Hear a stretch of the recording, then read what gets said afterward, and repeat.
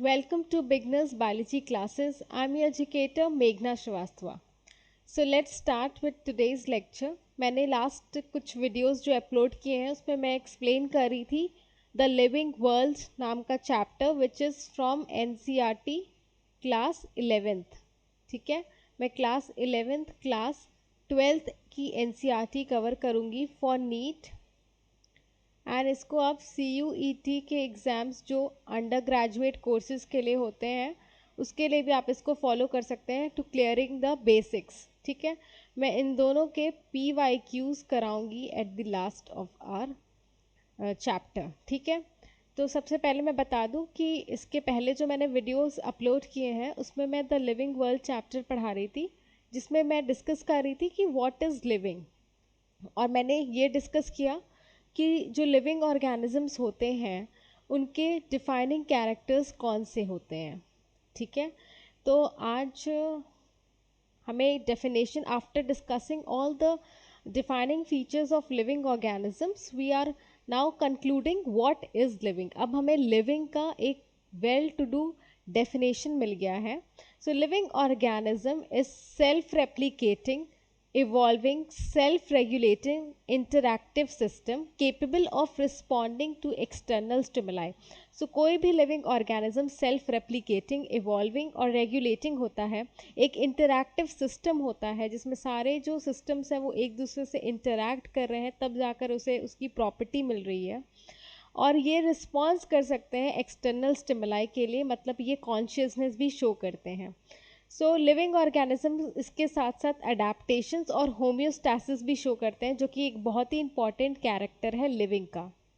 ठीक है, अडेप्टेशन क्या कि किसी एनवायरनमेंट में खुद को अडेप्ट कर लेना, उसके फिजिकल कंडीशन से उसके बायोलॉजिकल कंडीशन से खुद को अडेप्ट कर लेना. And second is homeostasis which is to maintain internal constant internal body system. ठीक है, अपने बॉडी का सिस्टम एक कॉन्स्टेंट मेंटेन करना, एक स्टेडी स्टेट मेंटेन करना इंटरनल एनवायरनमेंट का, एक कांस्टेंट या फिर एक steady state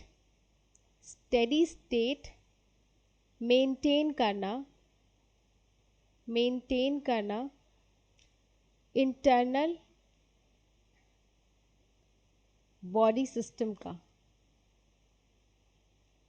this is what is homeostasis. ठीक है, इसके अंदर आ जाएगा टू मेंटेन pH, ब्लड का टेम्परेचर, ब्लड pH. ठीक है, ब्लड pH की बात हो रही है. टेम्परेचर, बॉडी टेम्परेचर मेंटेन करना.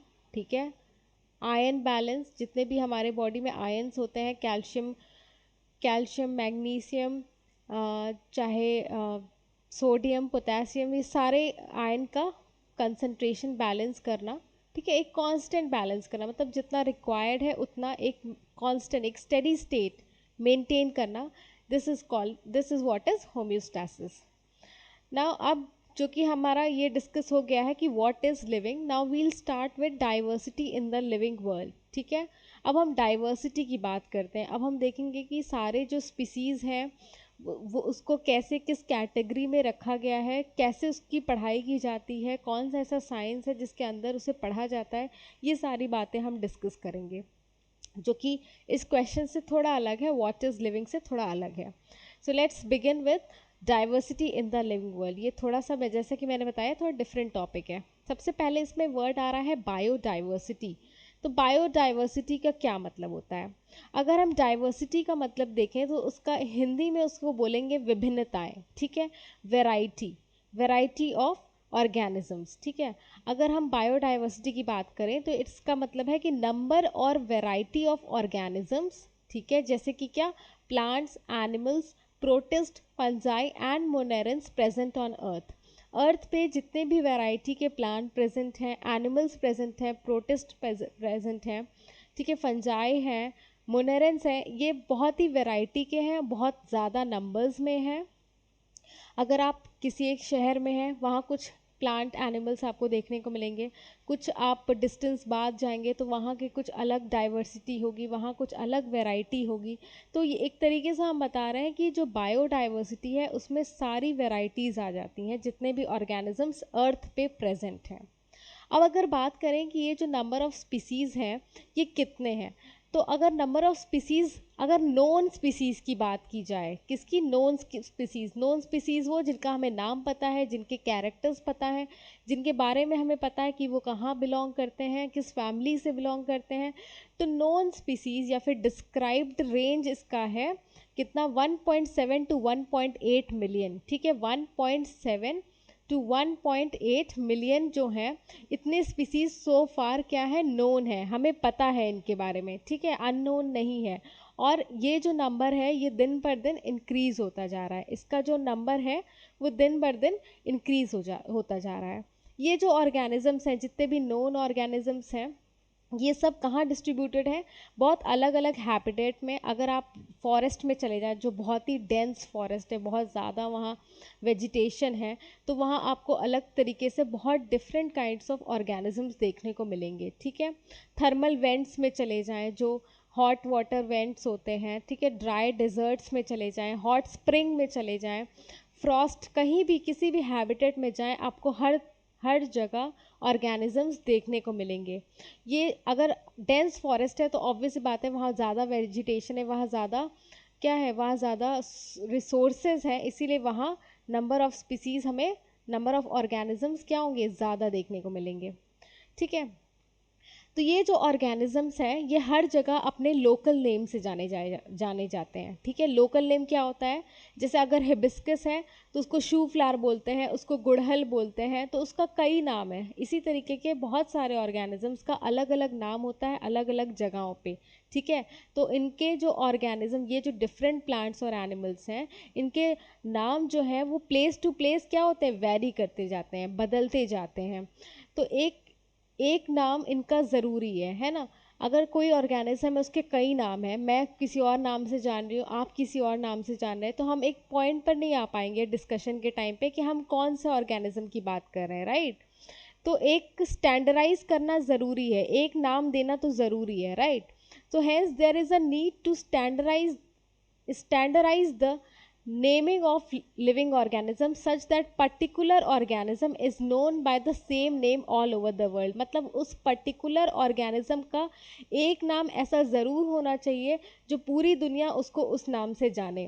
तो इस प्रोसीजर को, ये जो साइंटिफिक नेमिंग है ऑर्गेनिज्म का, ठीक है, एक ऐसा नाम जिसको सब जान रहे हैं, सब एक्सेप्ट कर रहे हैं, उस नाम को, उस नामकरण को। ठीक है, the scientific naming of an organism is known as nomenclature. इस प्रोसेस को कि एक स्टैंडर्डाइज नाम होना चाहिए लिविंग ऑर्गेनिज्म का, पर्टिकुलर ऑर्गेनिज्म का सेम नाम होना चाहिए ऑल ओवर द वर्ल्ड। इस प्रोसेस को, इस नेमिंग के प्रोसेस को हम लोग क्या बोलते हैं? नॉमेनक्लेचर। ठीक है, अब नॉमेनक्लेचर, नाम देने से पहले ऑर्गेनिज्म का क्या ज़रूरी है? आइडेंटिफिकेशन, ऑर्गेनिज्म की पहचान ज़रूरी है, राइट? पहचान कैसे होती है? पहचान होती है उसके कैरेक्टर को देखकर, है ना? कि उसके अंदर अच्छा 2 सींग है, 4 पैर है, तो उसको किस कैटेगरी में रखेंगे, राइट? तो कुछ किससे मिलता जुलता है, ये सारी चीज़ें उसका पहचान हो जाएगा, तब हम उसे आगे चल के उस बेसिस पे नाम दे सकेंगे, राइट? सो नॉमेनक्लेचर या फिर नेमिंग तभी पॉसिबल है जब ऑर्गेनिज्म को सही तरीके से डिस्क्राइब किया जाता है ना? तो डिस्क्राइब करना ऑर्गेनिज्म को कि उसकी 4 पैर है ना, कि 2 सींग है, उसको डिस्क्राइब करना करेक्टली कि इसको किस ऑर्गेनिज्म के साथ, उसको एक तरीके से उसको डिस्क्राइब करके हम बताएंगे उसके कैरेक्टर्स क्या हैं, उस बेसिस पे फिर उसको आगे नाम दिया जाता है। तो पहला जो हम लोग प्रोसेस करते हैं, कोई अननोन ऑर्गेनिज्म अगर आपको दिखता है, ठीक है, कोई अननोन स्पीसीज है जिसका आपको नाम भी नहीं पता है, किसी में वर्ल्ड में किसी को उसका नाम नहीं पता, तो सबसे पहले हम उसको आइडेंटिफाई करेंगे, राइट? उसका identification is the first process, right?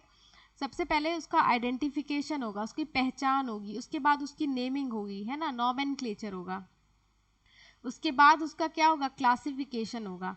ठीक है, तो ये एक तरीके से प्रोसेस है जिसको हम आगे डिस्कस करने जा रहे हैं।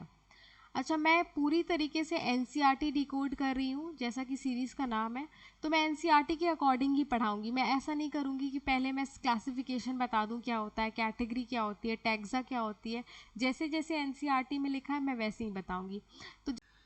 तो सबसे पहले क्या होता है? आइडेंटिफिकेशन होता है। ठीक है, फिर क्या हुआ कि अब सारे साइंटिस्ट जो थे उनको एक मेथड निकालना था कि भाई अब अगर कोई अननोन स्पीसीज आ गई, ठीक है, कोई अननोन प्लांट या एनिमल कुछ हमें दिखाई दिया, तो हम उसे नाम कैसे देंगे, ठीक है।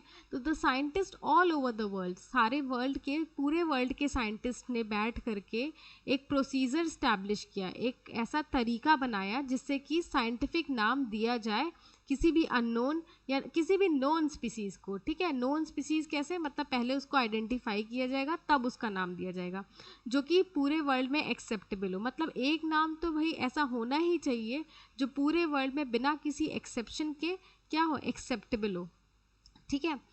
तो उसके बाद क्या हुआ कि जो प्लांट्स थे उसका जो क्राइटेरिया है, एक अग्रीड प्रिंसिपल, उसके प्रिंसिपल की किस बेसिस पे उसको नाम दिया जाए, क्या प्रिंसिपल होना चाहिए, क्या क्राइटेरिया होना चाहिए। तो the scientific basis of scientific names of plants are based on agreed principle and criteria provided by international code for botanical nomenclature, ठीक है।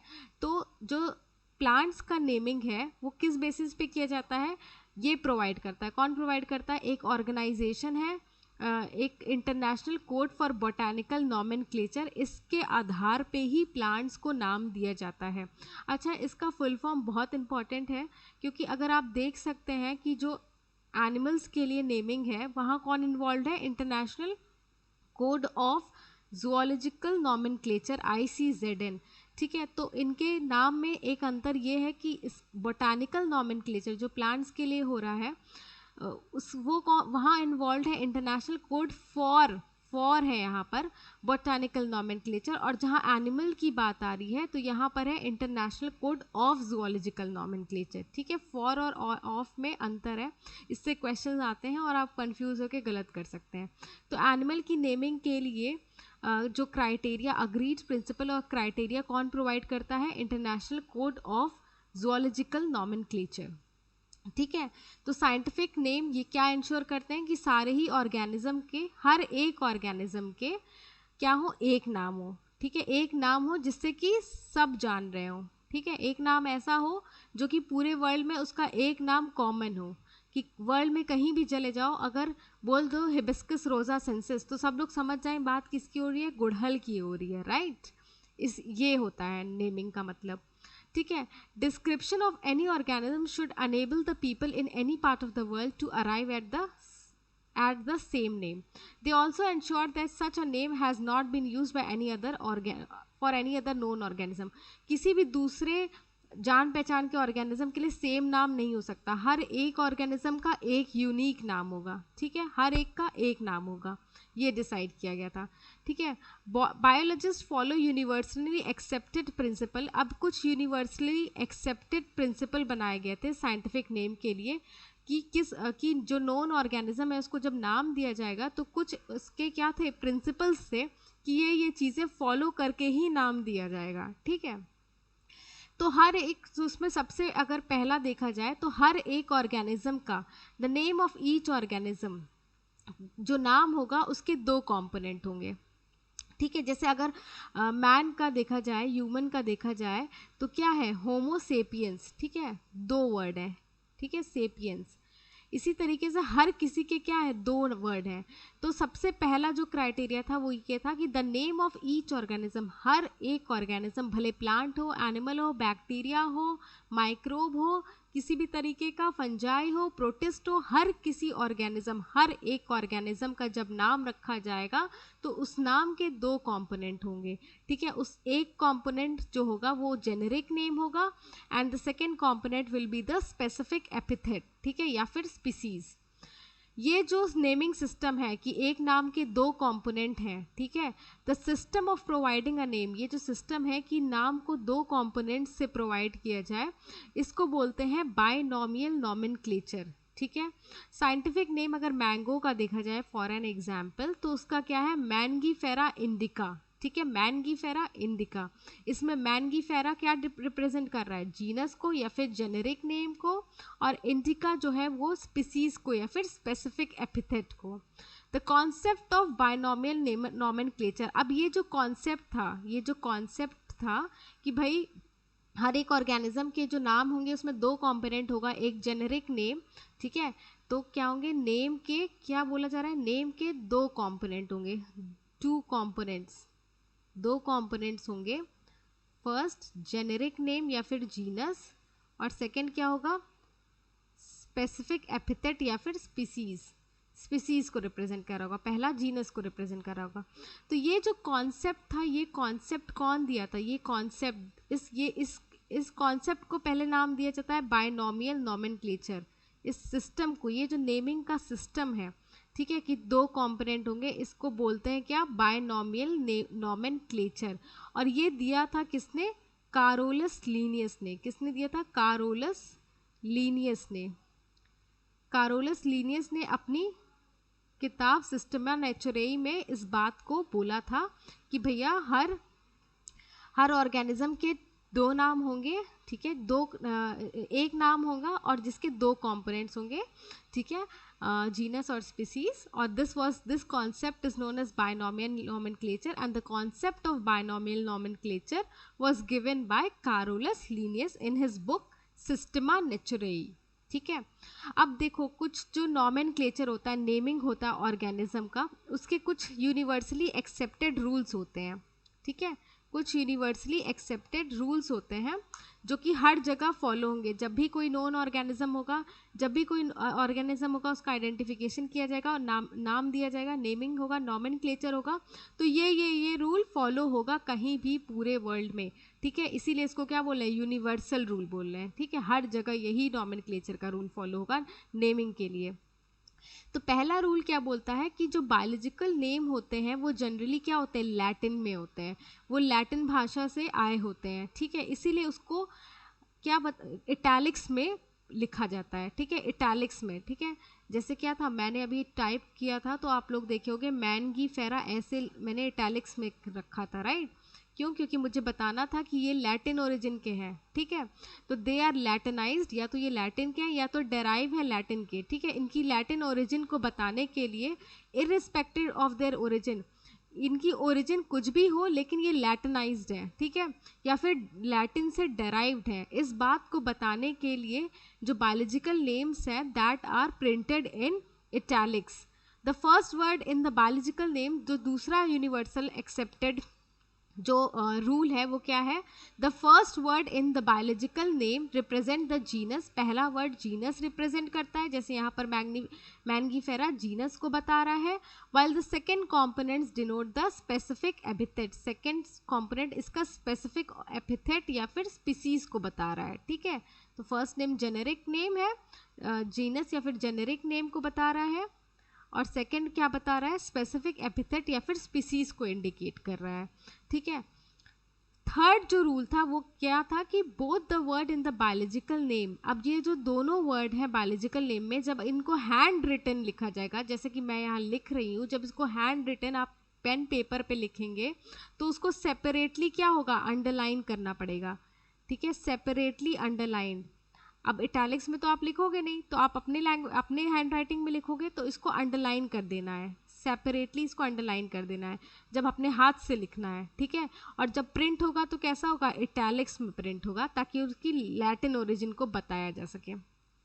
ठीक है, हमारा मकसद क्या है कि हमें लैटिन ओरिजिन को एक्सप्लेन करना है, इसीलिए सारे ही हर जगह यही फॉलो होगा कि जब हैंड रिटन है तो दोनों जो कंपोनेंट्स हैं, दोनों जो वर्ड है बायोलॉजिकल नेम में हैंड रिटन होगा तो सेपरेटली अंडरलाइंड होगा, और जब अगर प्रिंट करा रहे हैं टाइप करके तो उसको इटैलिक्स में प्रिंट करना है। ठीक है, अब अगर उसके बाद जो देखा जाए क्या था, फोर्थ जो इसका रूल है वो ये है कि the first word denoting the genus, जो पहला वर्ड जो जीनस को बता रहा है, जैसे यहाँ मैंगो का क्या है, मैनगीफेरा, जो फर्स्ट वर्ड जीनस को बता रहा है उसका फर्स्ट वर्ड कैसा होना चाहिए, कैपिटल लेटर में होना चाहिए, और जो सेकेंड वर्ड जो स्पीसीज को बता रहा है उसका जो फर्स्ट अल्फ़ाबेट होना चाहिए वो स्मॉल लेटर में होना चाहिए। ठीक है, the first word denoting the genus starts with the capital letter while the specific epithets start with a small letter. It can be illustrated with the example of Magnifera indica, जैसे कि जो कि मैंने यहाँ टाइप किया है, इसलिए मैंने इटैलिक्स में टाइप किया है। पहला वर्ड मैंने कैपिटल रखा है, दूसरा जो वर्ड है उसमें स्मॉल लेटर में लिखा है। तो ये मेरा बायोलॉजिकल नेम एकदम सही तरीके से लिखा है। आपसे ऐसे भी क्वेश्चन पूछा जा सकता है कि बहुत सारे बायोलॉजिकल नेम दिए हों, आपको पूछा जाए करेक्ट वन कौन है। तो इसमें ये छोटी डिटेल्स जो कि क्या है, यूनिवर्सल रूल है, इसीलिए ये क्वेश्चन आपके लिए इम्पॉर्टेंट है। ठीक है, अब इसमें कुछ बातें और दे रखी हैं कि the name of the author. अब उस नाम को, जो हमारा बायोलॉजिकल नेम है, जिस ऑथर ने उस नाम को रखा है, उसका नाम जो होता है at the end of the biological name के अंत में उसका नाम जो होता है एब्रीविएटेड फॉर्म में, मतलब एक छोटा सा एब्रीविएटेड फॉर्म में उनका नाम होता है। जो जैसे यहाँ लिखा है मैनगिफेरा इंडिका लीनियस के लिए इनका एब्रीविएटेड फॉर्म लिखा है। ठीक है, तो इस तरीके से करेक्ट फॉर्म यही है बायोलॉजिकल नेम लिखने का। अगर ये ऐसे आता है तो ये भी करेक्ट है, क्यों? क्योंकि यहाँ पर ऑथर का नाम एब्रीविएटेड फॉर्म में at the end of the biological name after the specific epithet लिखा है। ठीक है, तो इससे ये पता चलता है कि ये स्पीसीज कौन ढूंढा था, ये स्पीसीज जो था वो कौन डिस्क्राइब किया था। This species was described by Linnaeus. ठीक है, ये जो स्पीसीज थी indica species was described by Linnaeus. ठीक है, तो अभी हम लोग ने यहाँ पर क्या क्या डिस्कस कर लिया। अभी हमने सबसे पहले देख लिया कि आइडेंटिफिकेशन होता है, सबसे पहले आइडेंटिफिकेशन करेंगे। सेकंड हमने देख लिया नॉमेनक्लेचर करेंगे, नाम रखेंगे। अब थर्ड हम पढ़ेंगे इसका क्लासिफिकेशन, कि कैसे क्लासिफाई करेंगे उस ऑर्गेनिज्म को। ठीक है, कैसे उसको क्लासिफिकेशन उसका करेंगे, कहाँ उसको रखेंगे, किस फैमिली में, किस क्लास में, किस ऑर्डर में, ये सारी चीज़ें ढंग से हम लोग आगे के चैप्टर में हम क्लासिफिकेशन, आगे जो मैं वीडियो अपलोड करूँगी उसमें मैं क्लासिफिकेशन डिस्कस करूँगी। ठीक है, तो जैसा कि मैंने बताया कि मैं सिर्फ एनसीईआरटी फॉलो कर रही हूँ, तो एनसीईआरटी में जैसे जैसे दे रखा है मैं वैसे वैसे ही पढ़ाऊँगी, हर एक वर्ड का मैं मतलब बताऊँगी, एनसीईआरटी ही मैं डिकोड कर रही हूँ। तो अगर आपको मेरा वीडियो अच्छा लगा हो, मेरा पढ़ाना अच्छा लगा हो, तो प्लीज़ प्लीज़ प्लीज़ मुझे फॉलो करिए, मेरे चैनल को सब्सक्राइब कीजिए, लाइक कीजिए और अपना कमेंट ज़रूर कीजिए। कोई डाउट हो, कोई क्वेरी हो, कोई सजेशन हो तो आप मुझे कमेंट बॉक्स में प्लीज़ बताइए। Thank you so much.